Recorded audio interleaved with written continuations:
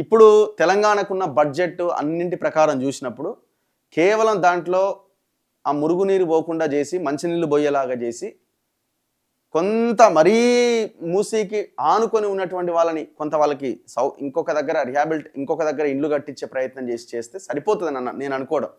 మిగతా అంశాలు చాలా ఉన్నాయి.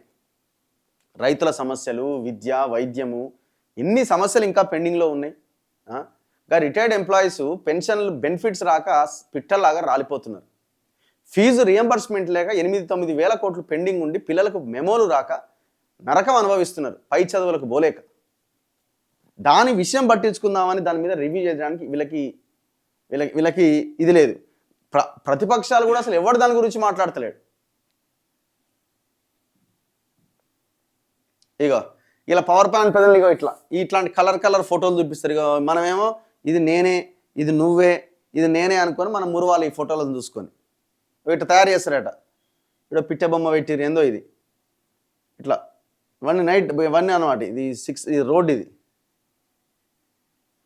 5 జోన్లట. ఈసా మూసీ నదుల సంగమం బాపు ఘాట్ వరకు 21 కిలోమీటర్లట. ఇది అంత బాగానే ఉంది. ఈ ఈసా మూసా నది నుంచి ఆ బాపు ఘాట్ వరకు పెద్దగా ఈ నదికి వచ్చిన ఇబ్బందే లేదు. ఎక్కడ ఇబ్బంది అంటే దీని తర్వాత ఇబ్బంది.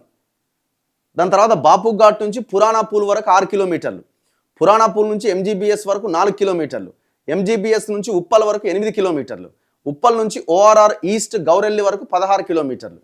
మరి ఇప్పుడు ఇది 5వ జోనే, ఇది 4, ఇది 3, ఇది 2.